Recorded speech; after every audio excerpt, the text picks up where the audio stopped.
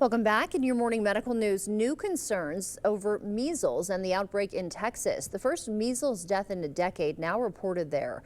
The last reported case here in Wisconsin was April 2024. But what's sounding alarms is that Wisconsin has one of the lowest measles vaccination rates among kids in the country. News 8 Now's Grace Mung reports.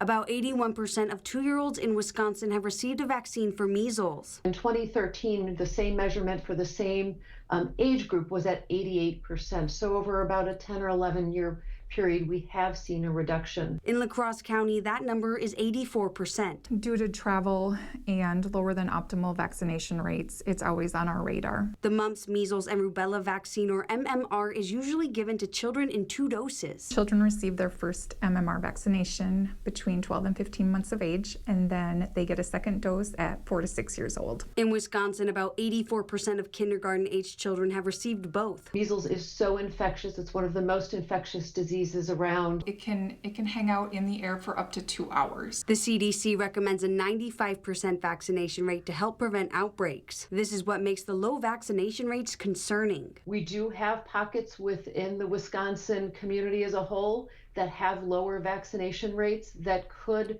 if measles were introduced, we could have a similar type of outbreak as seen in Texas. As the outbreak continues, Wisconsinites should watch for symptoms. Cough, runny nose, red watery eyes, and then a few days later you may develop white spots in the mouth and also a red rash. And make sure their household is vaccinated. Measles. In the pre-vaccine era here in Wisconsin alone, we had over 68,000 cases of measles in that year here in Wisconsin alone, and 19 deaths. We certainly don't want to go back to those era. In La Crosse, Grace Monk, News 8 Now this morning. Health officials hope the recent outbreak will encourage more Wisconsinites to get the vaccine. And the CDC says 5 people who recently received a vaccine that prevents a disease caused by chikungunya virus have been hospitalized. The patients were all 65 and older, hospitalized for cardiac or neurologic symptoms following the vaccination. Chikungunya virus typically spreads through the bite of an infected mosquito. Most adults don't receive the vaccine, but it is sometimes recommended for certain travelers who are at an increased risk of being exposed to the mosquito-borne illness. Your tea might clean your water. New research shows tea leaves can remove lead and other metals from water.